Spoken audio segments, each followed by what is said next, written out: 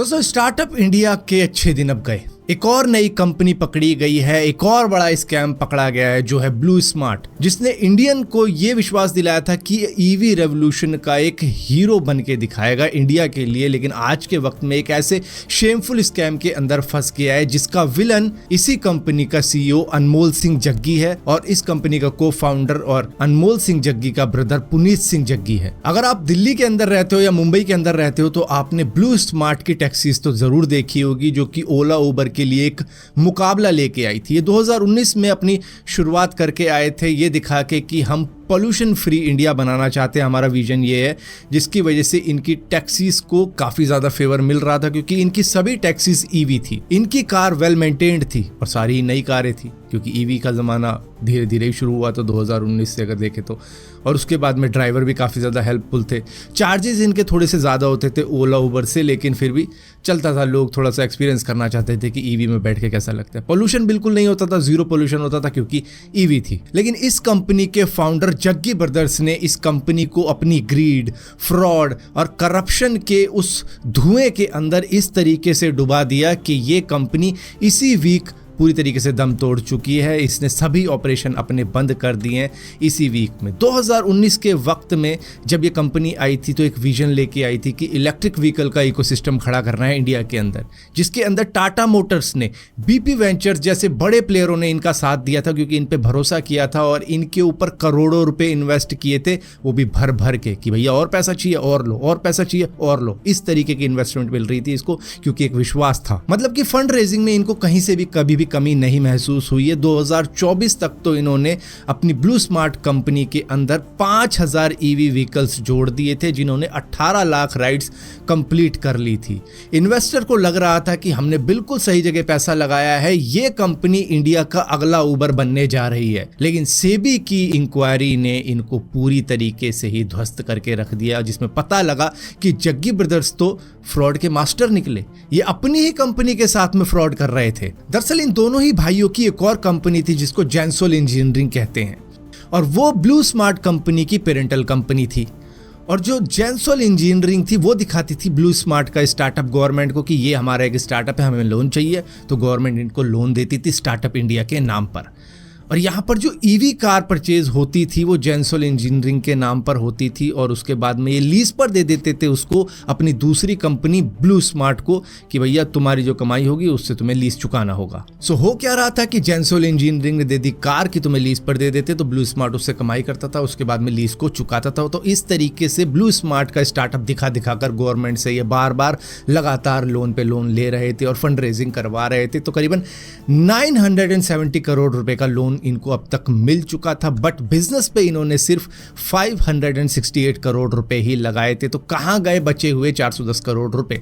दिखा तो दिया कि हमने लगा दिए पूरे 978 करोड़ रुपए, लेकिन बता रहे थे कि हमने उसकी 6400 ईवी लेनी है, उस तरीके से लोन लिया था इन्होंने, लेकिन इन्होंने परचेज करी सिर्फ 4704 ईवी व्हीकल ही। जिसके बाद में हैरान कर देते हैं कि ये बचे हुए 410 करोड़ रुपए गए तो गए कहाँ, जो कि पेपर पे दिख नहीं रहे हैं तो कहाँ है। तो सेबी की इन्वेस्टिगेशन के अंदर मालूम चला कि ये दोनों भाई कंपनी के इन्वेस्टर्स का पैसा, कंपनी के नाम पर लिए गए लोन का पैसा पर्सनल ऐशो आराम के अंदर यूज कर रहे थे।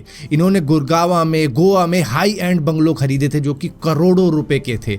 इसी के साथ साथ ये महंगी महंगी फॉरेन ट्रिप करते थे, यूएस जाते थे सिर्फ गोल्फ खेलने के लिए, वहां से गोल्फ किट खरीदी थी इन्होंने करोड़ों रुपए की।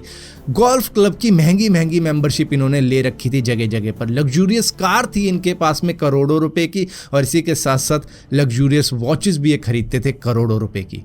और इसी के साथ साथ अपने रिश्तेदारों को भी इन्होंने काफी ज्यादा पैसे बांट रखे थे इधर उधर दिखाने के लिए कि हमने इन्वेस्टमेंट कर रखी है। सो ये दोनों ही भाई कंपनी के नाम पर अपनी जिंदगी को ऐशो आराम का बना चुके थे। और रिपोर्ट के अंदर तो ये भी पाया गया है कि कई जगह इन्होंने अश्नीर ग्रोवर का भी नाम लिया है कि शायद उससे हमने सीखा इस तरीके की चीजें करना। सो अब हुआ ये है कि इन दोनों भाइयों की करतूतों की वजह से ब्लू स्मार्ट कंपनी को बंद होना पड़ रहा है। उसने अपनी सभी सर्विसेज बंद कर दिए, शट डाउन कर दिए, और गूगल प्ले स्टोर के ऊपर से भी इनकी ऐप हट जाएगी 2025 के एंड तक। फिलहाल के लिए ब्लू स्मार्ट कंपनी के ऑपरेशंस को संभाल रहा है उबर। उन्होंने एक तरीके से इसको रेंटल फ्लीट के तौर पे ले रखा है कि हम चला लेंगे, हम यूज कर लेंगे तुम्हारी सभी कारें। सो इन दोनों ही भाइयों ने स्टार्टअप इंडिया को कुछ इस तरीके का चूना लगाया है कि अब पूरा स्टार्टअप इंडिया मिशन ही शक के घेरों में आ चुका है कि भैया ये हम हेल्प कर रहे हैं इंडिया को स्टार्टअप में ग्रो करने में, या फिर ये कॉर्पोरेट फ्रॉड चल रहा है जिसको सेबी पकड़े जा रहा है। क्योंकि अगर आपको याद हो कि गो मैकेनिक नाम का भी एक स्टार्टअप था, उसके अंदर भी जो फाइनेंस थे वो मिसमैच हुए, वो मैच नहीं हुए।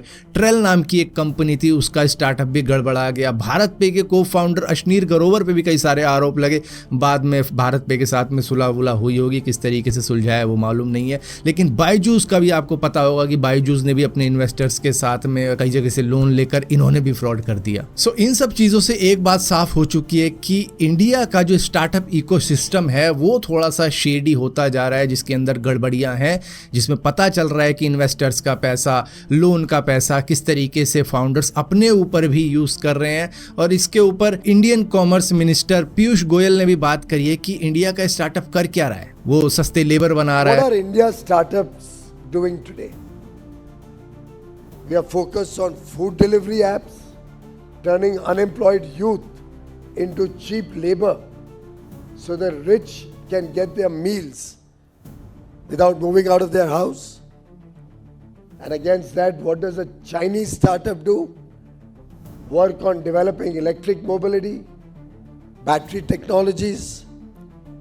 And with that, they're today dominating. Zomato में आप देखते होंगे कि कैसे 20-20, 30-30 रुपए के लिए वो बाइकों पे जा रहे हैं खाना पहुंचाने के लिए, ताकि अमीरों को घर बैठे खाना मिल जाए। अनहेल्दी फूड डिलीवर किए जा रहे हैं, बनाए जा रहे हैं। इंस्टेंट ग्रोसरी ले आए हैं कि भैया 10 मिनट के अंदर ग्रोसरी आपको मिल जाएगी। इंडियंस को लेजी बनाया जा रहा है, बैटिंग अप्लाई जा रही है।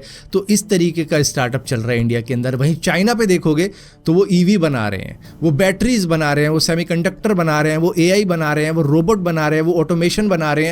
तो उनका स्टार्टअप किस लेवल के ऊपर जा चुका है, और हमारा स्टार्टअप बस वहीं पर है कि लेबर को इधर से उधर भेज दो, घर में खाना भिजवा दो, घर में किसी की फूड डिलीवरी कर दो, ग्रोसरी पहुंचा दो, किसी का मेकअप करने के लिए भेज दो, किसी का बाल कटवाने के लिए भेज दो। बस लेबर दे रहे हैं सस्ते कि भैया उसको उधर भेजो, वो वहां से बाल काट के आएगा, उसको उधर भेजो, वो झाड़ू लगा के आएगा। तो ये है इंडिया का स्टार्टअप। ये कहानी फिलहाल के लिए हमें एक वार्निंग दे रही है कि भैया लीडरशिप अगर एथिक्स के साथ नहीं की जाती तो कंपनी का हश्र यही होता है कि कंपनी डूब जाती है और पूरे इकोसिस्टम पे सवाल उठने लग जाते हैं और भरोसा टूट जाता है कि किस चीज़ पे पैसा लगाया था इन्वेस्टर ने और क्या मिला है।